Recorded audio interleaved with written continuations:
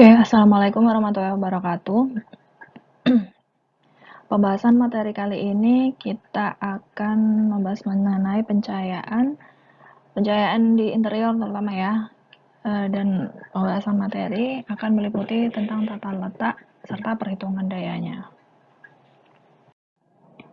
Oke, desain sistem pencahayaan yang tepat, baik alami, buatan, maupun campuran, memiliki potensi pengurangan konsumsi energi total pada bangunan sekitar 10%. Selain mengurangi konsumsi energi, desain sistem pencahayaan yang tepat juga dapat mengoptimalkan beban pendinginan dan sekaligus meningkatkan kenyamanan. Artinya bahwa sistem pencahayaan dan sistem penghawaan sangat berhubungan erat ya. Karena kalau cahaya lampu itu kan mengeluarkan energi panas. Jadi apabila penataan pencahayaannya kurang tepat, mengakibatkan tingginya kebutuhan energi pada penghawaan. Jadi beban pendinginannya semakin tinggi gitu. Karena sebuah ruangan kalau pencahayaannya kurang titik lampunya, kebutuhan lampunya, penataannya kurang tepat. Jadi dia nanti karena si lampu ini mengeluarkan energi panas ya maksudnya. Jadi akhirnya meningkatkan penggunaan kebutuhan penghawaan gitu. Akhirnya AC-nya juga penggunaan AC-nya juga semakin meningkat. Nah, di sini juga kita harus kenal, kita sepakati dulu bahwa ada beberapa hal yang perlu kalian ketahui mengenai pencahayaan. Ada arus atau aliran cahaya, ada kepadatan cahaya, ada tingkat kuat penerangan atau iluminasi, lalu ada luminasi juga. Kalau arus atau aliran cahaya adalah jumlah cahaya total yang dipancarkan oleh sebuah sumber cahaya per detik. Nah, ini satuannya lumen. Kemudian ada kepadatan cahaya atau I, yaitu arus cahaya yang dipancarkan ke satu arah tertentu per satuan sudut ruang. Ini satuannya adalah kandela. Kemudian ada tingkat kuat penerangan atau iluminasi dengan simbol E, merupakan arus cahaya yang jatuh pada permukaan sebuah bidang tiap meter persegi. Satuannya adalah lux. Kemudian ada juga luminasi atau L, adalah kepadatan cahaya tiap meter persegi dari satuan bidang permukaan yang terlihat pada mata. Kalau luminasi adalah kepadatan cahaya tiap meter persegi dari satuan bidang permukaan yang dapat terlihat mata. Nah, ini satuannya kandela per meter persegi. Selanjutnya, kita kenali dulu ya sistem pencahayaan lampu. Udah disepakati bahwa ada beberapa sistem pencahayaan lampu, diantaranya ada general lighting, ada localized lighting, ambience lighting, ada task lighting, ada accent lighting, dan ada decorative lighting. Jadi kalau general lighting ini sifatnya dia menerangi ruangan secara merata gitu ya. Sementara localized lighting menerangi sebuah ruangan gitu pada area tertentu. Kemudian kalau ambience lighting ini pencahayaannya dia tuh sifatnya memberikan membangun suasana tertentu supaya pengguna di ruangan tersebut itu nyaman. Kemudian ada task lighting. Task lighting ini dia pencahayaan yang memiliki fungsi tertentu. Jadi ada fungsi khusus misalnya untuk ruangan lab, nah untuk ruang kerja, ruang belajar seperti itu. Kemudian ada accent lighting. Nah, accent lighting ini pencahayaan sebagai aksentuasi di sebuah ruangan. Dan berikutnya ada decorative lighting. Ini pencahayaan yang sifatnya untuk dekorasi sebuah ruangan. Kalau kita pelajari bahwa sistem penerangan merata atau general lighting ini memberikan intensitas penerangan yang seragam pada seluruh ruangan dan kegunaannya tidak memerlukan tempat untuk mengerjakan pekerjaan visual khusus. Lalu kalau penerangan terarah, dia misalnya lalu untuk localized lighting, dia sifatnya diarahkan ke area tertentu ya dalam ruangan, digunakan untuk menerangi suatu objek tertentu agar kelihatan menonjol. Misalnya pada panggung gitu juga. Kemudian kalau untuk pameran, nah sistem localized lighting ini bisa digunakan dengan lampu yang memiliki reflektor yang diarahkan ke sebuah ke sudut tertentu gitu ya, atau biasa kita kenal spotlight dengan reflektor bersudut lebar gitu kan. Kalau spotlight itu ada sudut tertentunya gitu. Ada penerangan setempat itu lebih ke task lighting. Ini sifatnya untuk tempat mengerjakan pekerjaan visual khusus. Jadi biasanya digunakan untuk pekerjaan visual yang sifatnya presisi, kemudian pengamatan bentuk atau susunan pada benda dari arah tertentu, kemudian untuk melengkapi penerangan umum yang mungkin terhalang, kemudian bisa membantu menambah daya lihat, dan juga bisa menunjang pekerjaan visual yang mungkin pada awalnya tidak terencana pada suatu ruangan. Gitu. Berikutnya ada nah ini ada beberapa jenis lampu yang kita kenal banyak di pasaran ya. Sebenarnya ada sangat banyak banget kayak lampu fluoresen ini. Lampu fluoresen itu uh, ada ada macam-macam ya jenisnya. Kalau dulu itu ada TL yang panjang-panjang itu, dan TL sendiri juga bentuknya ada beberapa jenis, ada TL5, TL8 dan lain sebagainya. Nah, dengan perkembangannya zaman ada juga TL compact seperti yang kecil ini. Jadi yang pertama, jenis lampu yang pertama adalah lampu pijar. Seperti ini ya tampaknya. Dia tuh efisiensinya sangat rendah. Kemudian umur lampunya tidak panjang, biasanya kurang dari 1000 jam. Lalu lampunya itu dia sifatnya panas gitu. Harganya murah dan lebih cocok untuk penerangan yang terpusat. Kemudian ada lampu gas bertekanan tinggi. Ini bisa kita kenali dengan lampu halogen atau merkuri vapor. Lampu halogen atau merkuri vapor seperti ini ya. Jadi dia efisiensinya cukup tinggi. Terus umur lampunya itu agak panjang. Jadi kalau misalkan kalau halogen itu rata-rata sekitar 3000 jam. Lalu cocok untuk penerangan setempat dan terarah. Dia memerlukan waktu untuk mencapai kondisi cahaya penuh. Jadi maksudnya ketika lampu itu dinyalakan, lampunya itu tidak langsung nyala terang gitu, tapi ada jeda waktu gitu untuk proses dari agak terang mulai terang sampai terang banget gitu. Dan dia juga punya rugi-rugi balas. Lalu ada lampu fluoresen yang tadi saya ceritakan sebelumnya. Lampu fluoresen ini efisiensinya cukup tinggi, umur lampunya cukup panjang, rata-rata sekitar 10.000 jam, dan suasana yang dihasilkan oleh lampu ini sejuk dan cocok untuk general lighting. Dia juga punya rugi-rugi balas. Kemudian ada lampu LED, light atau light emitting diode. Jadi efisiensinya ini sangat tinggi. Umur lampunya sekitar 40.000 jam dan dia cocok untuk penerangan yang terarah. Tapi dia juga dapat diaplikasikan khusus. Kalau sekarang sih lampu LED itu sudah mulai banyak di pasaran dan bentuknya bermacam-macam. Yang saya tampilkan di sini untuk penerangan menerus ya. Dia biasanya ditanam di kov. Kalau di interior itu ditanam di cowaan lampu gitu. Tapi lampu LED sekarang di pasaran sudah mulai berbagai macam bentuknya. Ada yang seperti compact, lalu ada yang seperti bentuknya ya seperti lampu pijar, dan masih banyak lagi. Oke, ini ada perbandingan efikasi luminos dari lampu yang umum ya.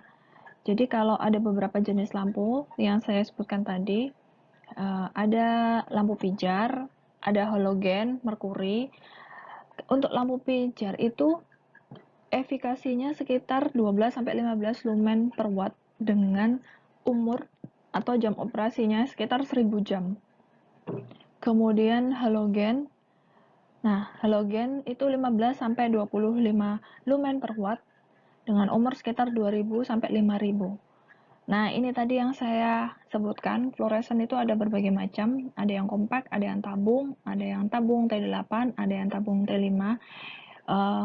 Efikasinya juga macam-macam ya. Begitu pula pada umurnya juga bermacam-macam. Di antara semua fluoresen ini, yang umurnya paling panjang yaitu fluoresen tabung T5 sekitar 17.000 jam. Kemudian ada lampu sodium bertekanan tinggi. Kemudian ada lampu LED juga. Nah, dia efikasinya sangat rendah, berarti dia menghasilkan efisiensi energi yang cukup tinggi gitu.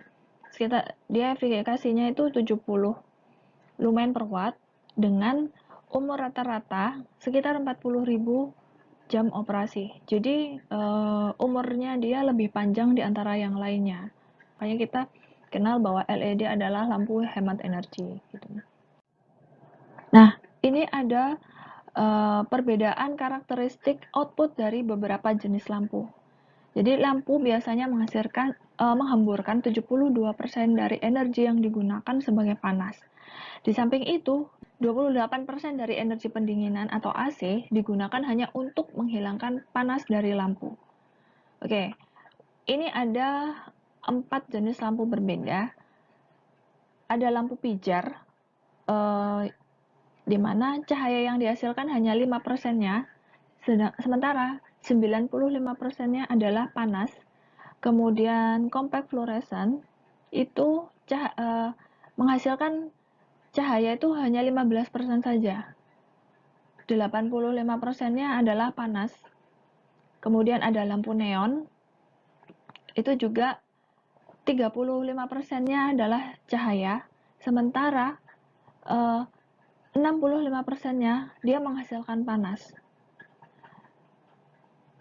Kalau pada lampu LED, ini yang tingkat efisiensinya sangat tinggi.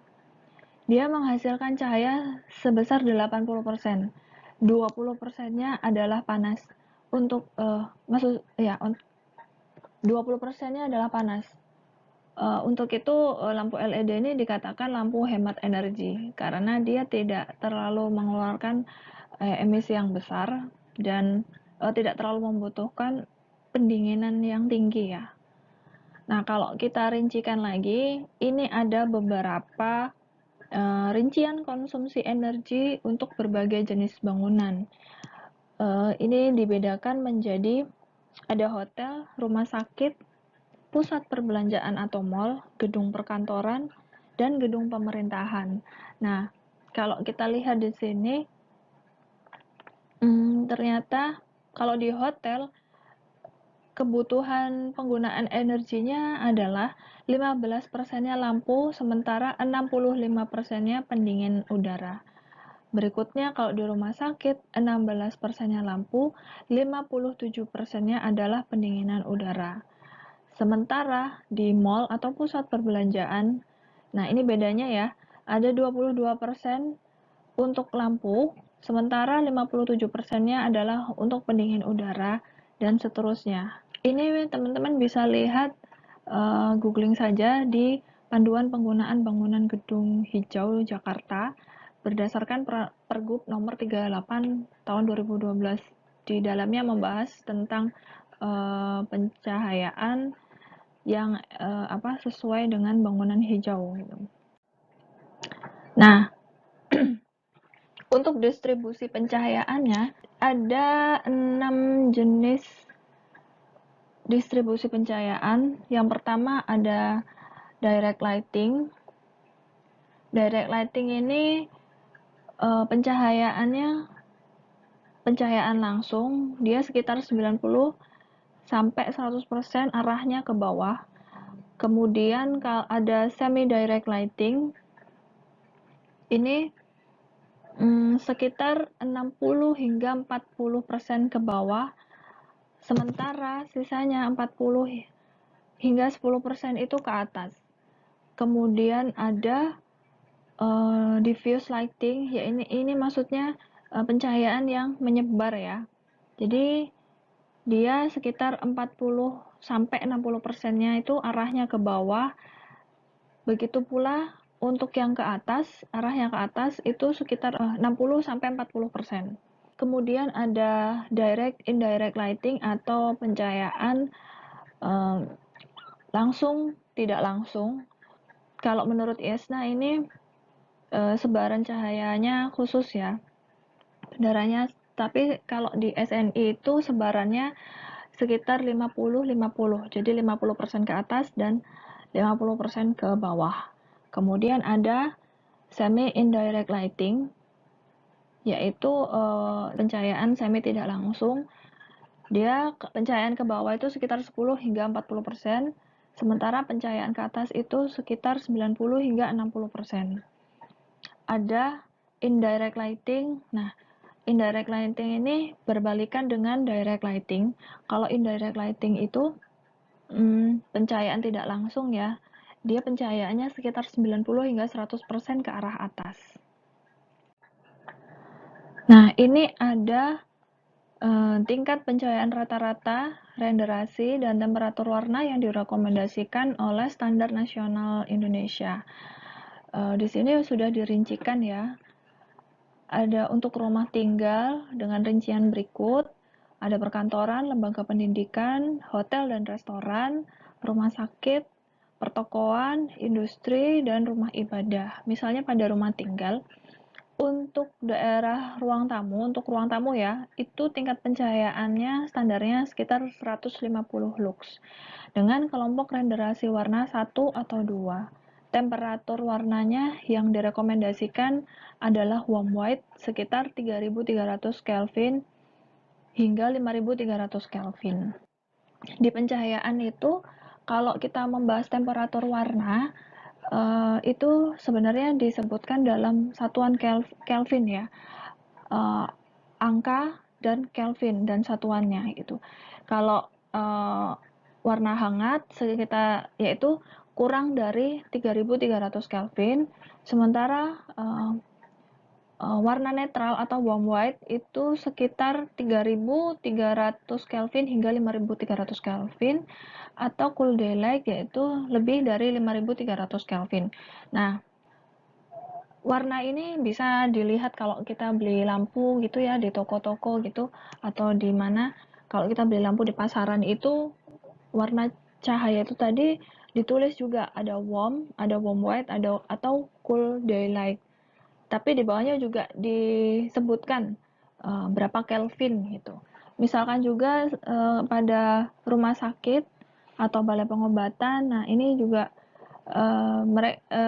ada tingkat pencahayaan atau luxnya itu. Lux ini tingkat pencahayaan yang mencapai kenyamanan penggunanya gitu ya. Jadi kalau tingkat pencahayaannya lebih dari standar, dia bisa berdampak pada kurang nyamannya pengguna, bisa matanya merasa cepat lelah gitu, terus kalau itu cepat capek rasanya seperti itu. Lalu ada efek juga rasanya cepat panas seperti itu. Untuk kelompok renderasi warna, nah ini bisa teman-teman lihat semuanya ya, ada di Standar Nasional Indonesia nomor 6197 tahun 2011. Rinciannya ada di situ semua. Kemudian, nah ini tadi untuk temperatur warna pada lampu. Kurang dari 3300 itu untuk warm, itu dia warnanya lebih ke kuning, sementara untuk 3500 sampai 5500 yang tadi warm white, dia warnanya lebih ke warna netral.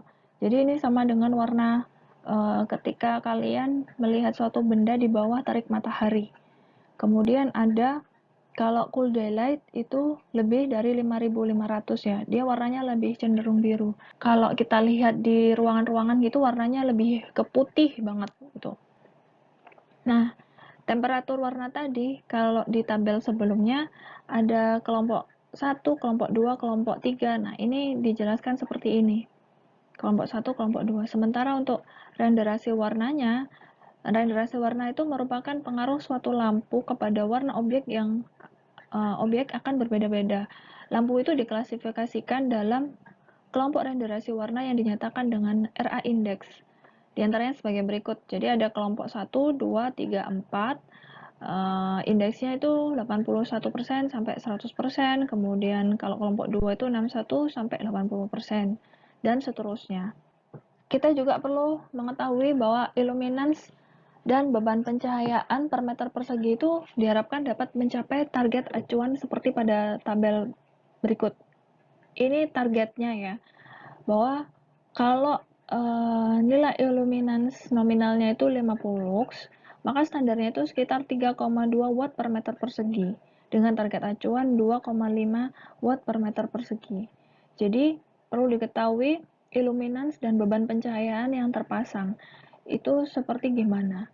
Nanti kita hitung bareng-bareng bagaimana kalau nilai illuminance-nya itu lux-nya itu sekitar berapa, maka diperlukan beban pencahayaannya itu sekitar berapa gitu.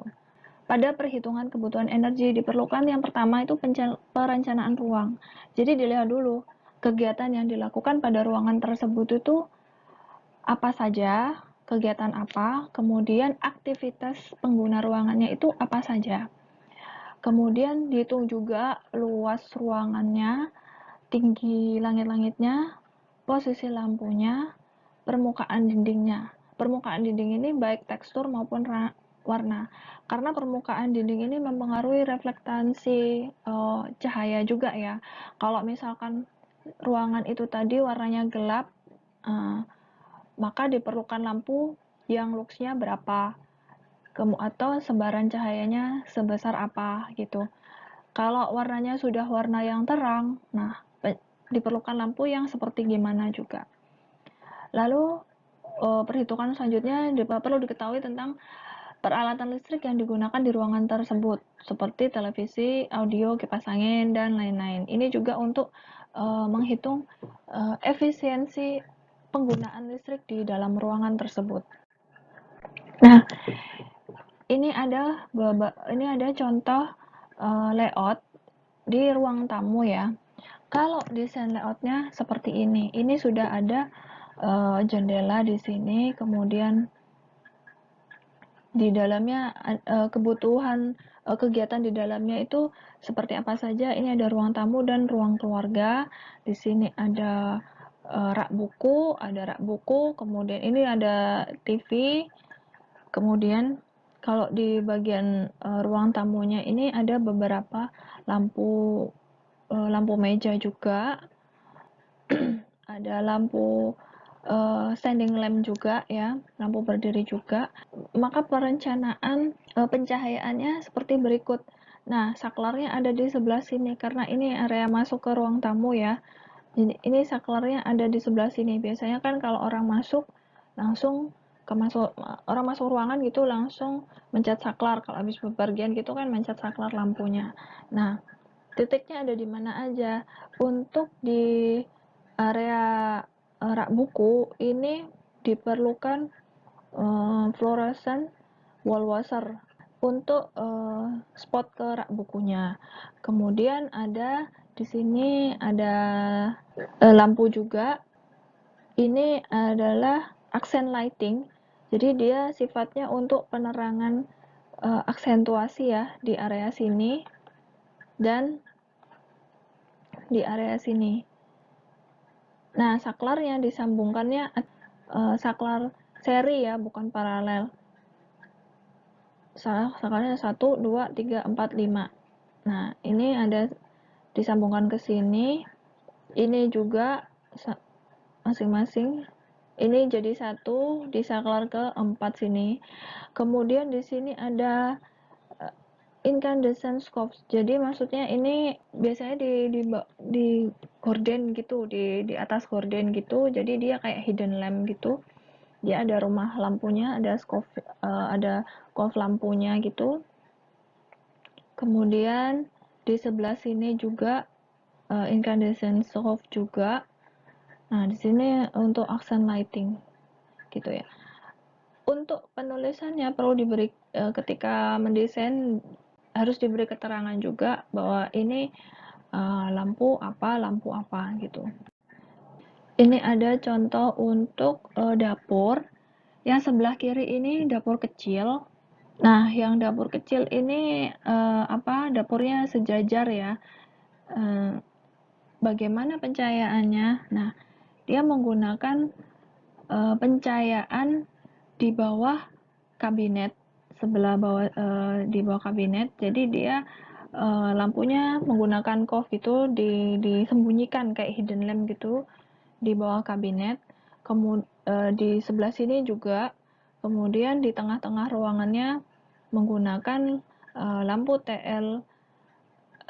TLT8 ya gitu. Ini contoh desain lampu yang udah lama sih. Mungkin sekarang bisa diganti misal dengan lampu LED seperti itu. Kemudian ini contoh layout untuk kitchen atau dapur yang ukurannya besar. Dimana di sebelah pojok sini ada ruang makan, kemudian ada island table, terus dapurnya ada letter L. Maka pencahayaannya, saklarnya ditaruh di sebelah sini, sebelah ujung. Nah, ini sudah melingkupi beberapa bagian, terutama di ruang makan dan di area koridor sebelah sini, di sebelah ruang area makan ya. Sementara untuk pencahayaan di atas kompor di island table-nya ini bisa menggunakan downlight. Titik listriknya atau saklarnya dia berdekatan dengan oven ya, karena listrik kan kalau stop kontak dan saklar itu dia pasti berjajar-jajar, nggak mungkin terpisah gitu. Jadi supaya sambungannya, kabelnya itu tidak terlalu mencar-mencar, maka perlu ditentukan lah titik-titiknya itu ada di mana. Jadi satu, nggak mencar-mencar gitu. Ini juga perlu treatment khusus ya. Gimana ketika kita mendesain lalu melihat bagaimana sih kita bisa menyembunyikan kabel-kabel itu gitu supaya nggak kelihatan ada di mana. Nah, itu jadi tugas kita mendesain gitu. Kita harus cari solusinya gimana supaya kabel-kabel itu tadi nggak kelihatan gitu. Lalu di sini ada saklar untuk menyambungkan di di bawah kabinet ini juga. Tuh. Berikutnya ini ada contoh untuk ruang tidur. Nah, ruang tidur ini ada kamar mandi dalam juga. Areanya itu ada area tempat tidur, ada area sofa, kemudian meja kerja, ada TV, kemudian ada walk-in closet, lalu ada toilet. Nah, rencana titik lampunya seperti gimana? Kita lihat ya, ketika kita masuk ke tempat tidur. Nah, saklarnya ada di sebelah sini. Saklarnya ada di sebelah ujung sini. Ini saklarnya nyambung ke area, ada untuk walk-in closet, kemudian ada downlight, kemudian dia juga ada untuk fluoresan. Penerangan di sini ini sudah nyambung jadi satu ke sini dan ke sini. Nah, titiknya sama. Ini ada standing lamp juga. Ini juga perlu ditentukan kalau ada standing lamp di sini. Ada standing lamp, ada table lamp. Nah, ini listriknya mau diarahkan kemana. Kemudian kalau di toilet, nah ini yang perlu diketahui. Terutama pada wastafel ya. Kalau wastafel itu titik peletakan lampunya itu kalau bisa diletakkan jangan di belakangnya, tapi di depannya, di depan orang itu ketika ngaca. Jadi lampunya itu pas menyorot ke wajah usernya gitu. Kalau di belakang orangnya atau misalkan titik lampunya ada di sebelah sini. Nah, akibatnya adalah backlight. Jadi ketika orang ngaca malah nggak kelihatan jelas detailnya, karena lampunya membelakangi orangnya gitu. Jadi nggak langsung kelihatan bayangannya. Akibatnya bisa jadi bikin masang lampu lagi dan akhirnya menambah penggunaan energi lagi. Begitu pula pada area kloset. Lampu di area kloset diletakkan di depan klosetnya, bukan pas di klosetnya, tapi di depan klosetnya. Tujuannya apa? Supaya aktivitas ketika di kamar mandi ini pencahayaannya itu bisa membantu aktivitas di dalamnya dengan jelas gitu. Jadi kalau di atasnya gini, wah nggak kelihatan gitu. Coba deh teman-teman kalau jalan-jalan ke mall gitu, coba sambil sambil ngelihat gitu bagaimana lighting di toilet mall, karena toilet mall itu menarik ya, apalagi sekarang anak-anak muda sekarang kan sukanya foto-foto di dalam toilet gitu ya, selfie-selfie padahal di toilet, tapi kenapa selfie-selfie. Nah, kayak gitu. Oke, selanjutnya kita ada ini contoh lagi, ada open office. Open office, jadi kan dia kabinet-kabinet gitu. Nah, bagaimana titik lampunya? Karena di dalam sini, di dalam kantor sini ada lorong ya, maka perlu dipasang fluoresan. Uh, perlu dipasang lampu yang sifatnya general di sini. Kemudian saklarnya ada di luar, sebelum memasuki ke ruangan dinyalakan lampunya di sini. Kemudian ada juga lampu juga di sini. Ini adalah lampu TL. Kalau ini lampu TL yang sifatnya general light, jadi pencahayaannya supaya merata, fluoresan gitu ya. Dia pencahayaan supaya merata. Kemudian untuk contoh selanjutnya ada conference room atau kita kenal dengan ruang rapat ya. Aktivitasnya kan di dalam kan meeting, ada kursi untuk berapa orang, 10 orang, kemudian ada aktivitas presentasi, berarti ada papan presentasinya, kemudian ada kabinet di sebelah sini. Lalu untuk perencanaan lampunya, maka dipasang saklar di dekat pintu, kemudian di atas kabinet dipasang fluorescence, kemudian di fluorescence dengan ini ya, dengan rumah lampu ya.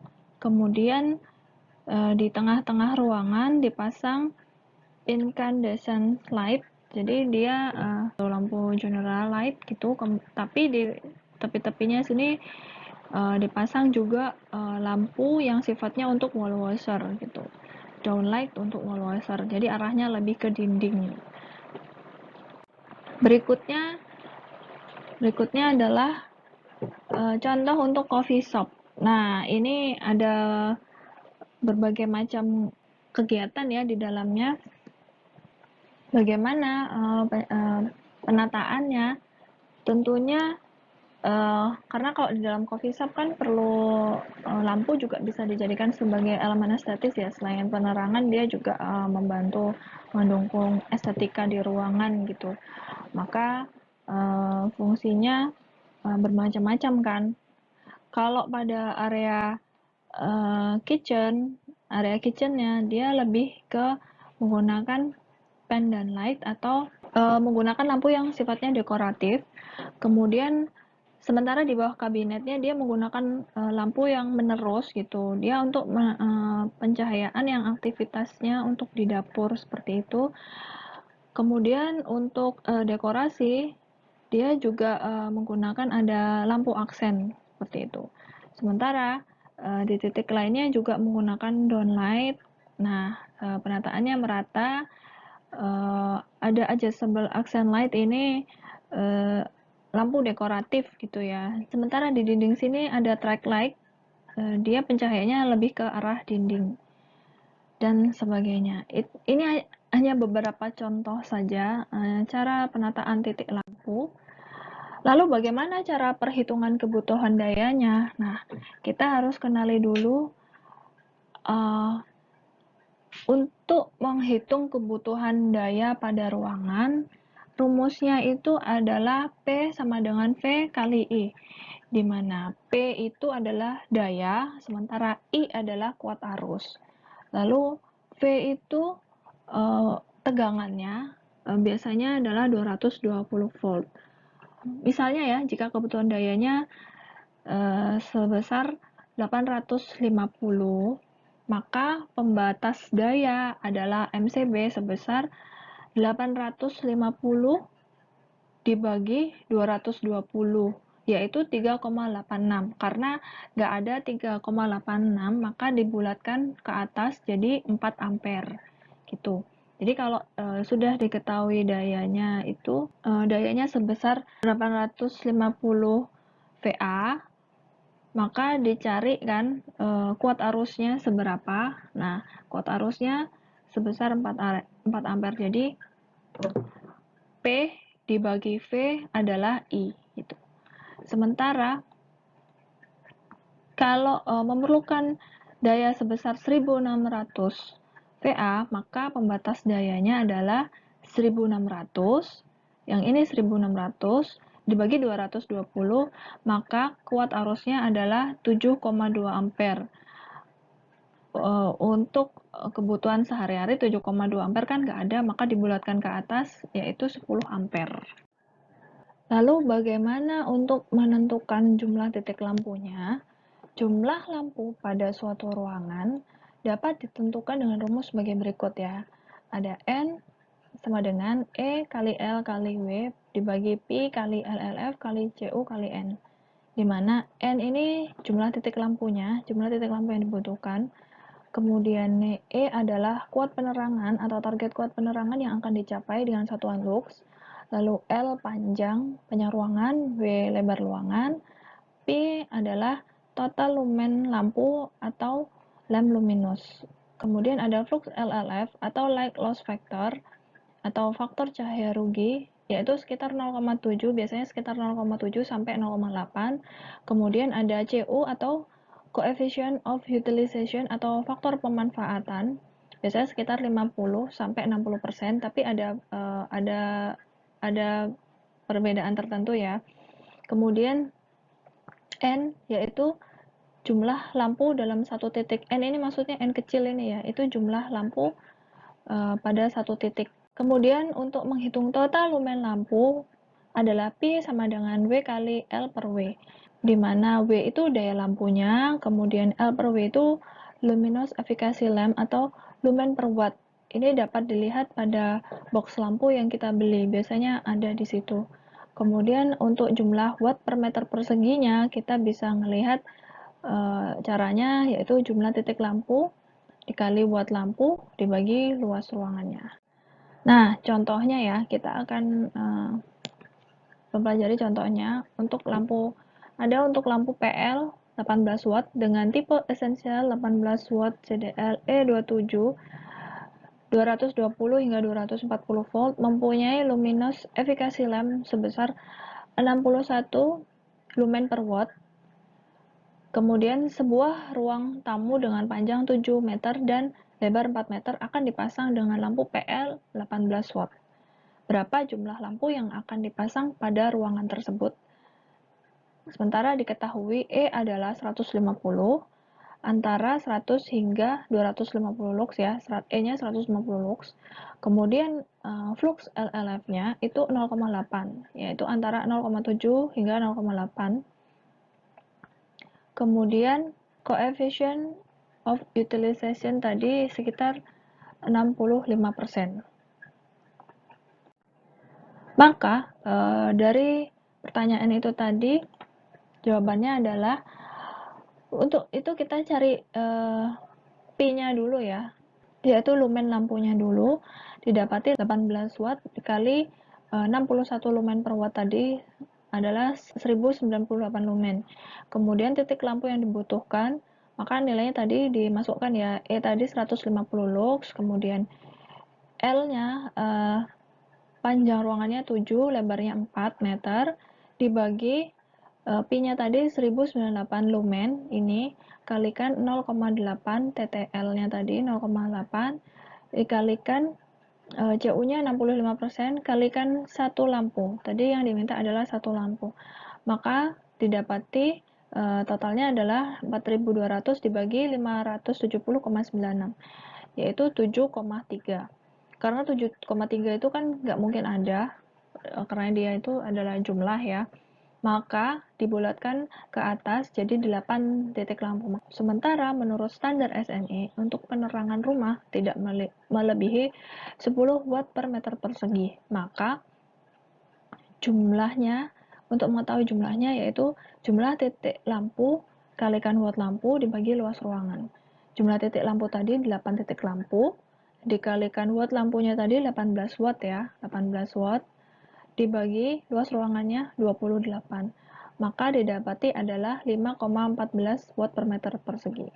Dari perhitungan di atas dapat diketahui bahwa dengan ruangan 7 kali 4 meter yang akan dipasang lampu PL 18 watt dengan tipe esensial CDL E27220 sampai 240 volt memerlukan paling tidak 8 titik lampu. Apabila hasil dari perhitungan di atas dirasa terlalu terang atau kurang terang, kita dapat menyiasati dengan mengganti lampu dengan watt yang lebih tinggi atau lebih rendah. Oke, selanjutnya kita akan mulai latihan. Saya harap teman-teman latihan di rumah masing-masing ya. Bagaimana cara perhitungan lampu? Di sini ada satu kasus. Bagaimana jika sebuah ruangan kelas dengan volume panjang 10 meter, lebar 7 meter, dan tinggi langit-langit 2,60 meter digunakan sebagai ruang pembelajaran, diberi lampu TL 36 watt kali 2 dalam satu armatur. Berapakah unit lampu yang dibutuhkan bila kuat terang yang dibutuhkan sebesar 300 lux dengan kekuatan lampu 75 lumen per watt per buahnya? Diketahui CU-nya 0,7 serta LLF-nya sebesar 80%. Oke, ini buat latihan teman-teman ya, mengenai bagaimana cara menghitung lampu dalam sebuah ruangan. Saya rasa sekian materi pencahayaan dari saya. Ini ada sedikit daftar pustaka, teman-teman mungkin bisa mulai mencari ya. Terima kasih atas perhatiannya. Saya akhiri. Assalamualaikum warahmatullahi wabarakatuh.